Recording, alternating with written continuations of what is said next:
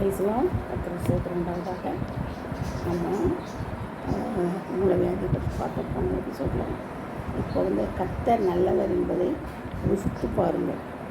எப்படி ருசித்து பார்க்க முடியும்? கர்த்தர் நல்லவரா கெட்டவரா நான் ருசித்து பாருங்கள் சொல்லப்பட்டது. கர்த்தர் எப்போதும் நல்லவர் தான், உத்தமர். அவரை போல் ஒரு தேவனே கிடையாது. எப்படி அண்ட சராசரமில்லை, அவர் ஒரே ஒரு தேவன் தான்.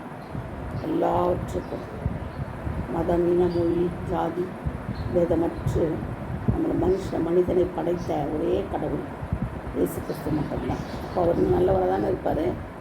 கெட்டவராக இருக்க முடியுமா? இருக்கவே முடியாது. அதனால் நம்ம என்ன செய்வோம்? சங்கீதம் 34:8 பார்ப்போம். சங்கீதம் 34:8 பார்த்தோம்னா, கர்த்தர் நல்லவர் என்பதை ருசித்து பாருங்கள், அவர் மேல் நம்பிக்கையாக இருக்கிற மனுஷன் பாக்கியவன்.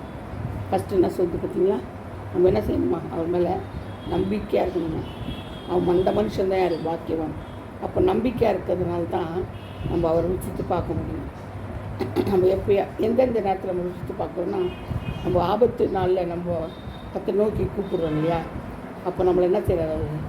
நம்ம கூப்பிட்ட உடனே குரலுக்கே வராரு, வந்து அந்த ஆபத்துலேருந்து நம்மளை காத்துக்கொள்கிறாரு. ஆபத்து, நாசம், மோசங்களுக்கு விலக்கி நம்மை காக்குற தேவன் அவர். அப்போ அதுலேருந்து நமக்கு என்ன தெரியுது? நம்ம விடுதலை ஆக்கணும்னு நம்ம என்ன செய்கிறோம்? உணர்கிறோம். நம்மளுடைய ஜீவியத்தில் என்ன செய்யணும்? சாட்சியாக இருக்கிறோம். அதுதான் என்னது? கர்த்தர் நல்லவர் என்பதை ருசித்து பார்க்குறது. மற்றவங்க சொல்லுவாங்க, அவங்களுக்கு தெரியாது. அவங்களும் கர்த்தரை இது மாதிரி ருசித்து பார்த்தாங்கன்னா அவங்களுக்கும் பிடிக்கும்.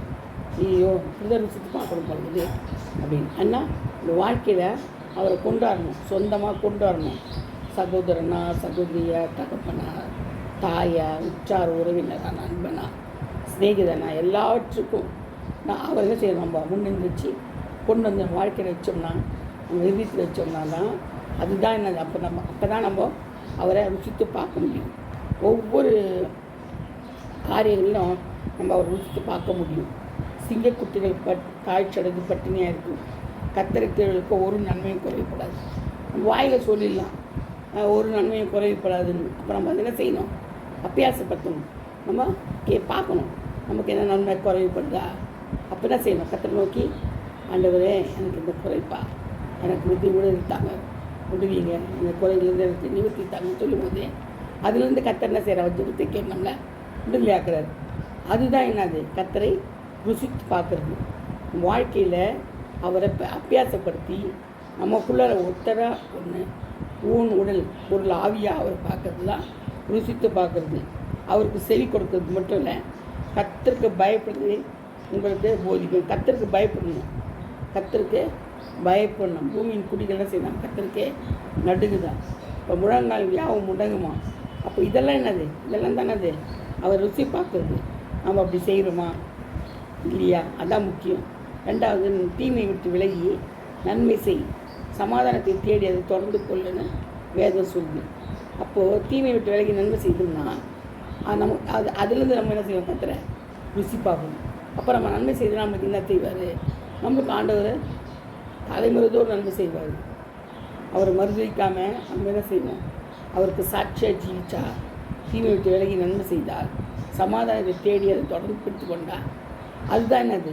நமக்கு ருசி பார்க்குறது, ஆண்டவரை ருசி பார்க்குறது. எப்போது? அவர் நன்மை நமக்கு செய்கிறாரு. திருப்பி நன்மை மட்டும் இல்லை, அநேக நன்மைகளை செய்கிறது அவர். அதை நம்ம ருசித்து பார்க்குறோம். அப்போ ஆண்டவர் செய்கிறாரு, நம்மோடு ஒரு ஆண்டவர் இருக்கிறாரு. அதுதான் அப்போ அதுதான் அது அவரை ருசித்து பார்க்குறது. நம்ம லைஃப்பில் அவரை ருசித்து பார்க்கணுன்னா அதுதான். கர்த்தருடைய கண்கள் நீதிமான்கள் மேல் நோக்கமாக இருக்கிறது, அவருடைய செவிகள் அவர் கூப்பிடுறதுக்கு திறந்திருக்கிறது. கர்த்தருடைய கண்கள்னா நீதிமான்கள் மேல் நோக்கமாக இருக்குதான். நம்மளை அவர் என்ன செய்கிறார்? பார்த்து கொண்டே இருக்கிறார். ஒவ்வொரு நிமிடத்துலையும் அவர் நம்மளை பார்க்குறாரு. அவருடைய கண்கள் என்ன செய்யுது? நம்ம நோக்கமாக இருக்குது, நம்ம பார்க்குறாரு. அதுதான் என்னது? கர்த்தருடைய கண்கள் நம்ம நோக்கமாக இருக்குது. அப்போ நம்ம செய்யணும்? ருசித்து பார்க்குறோம். ஆண்டவர் நம்மளை பார்க்குறாரு, நமக்கு செய்கிறாரு. நம்ம என்ன செய்யணும்? நம்ம மனசில் நினைக்கிறோம், வாழ்க்கையில் நினைக்கிறோம், அதை நடத்துகிறோம். என்னோடு கூட தெய்வம் இருக்கிறாரு. அதுதான் என்னது? அவரை ருசித்து பார்க்குறது.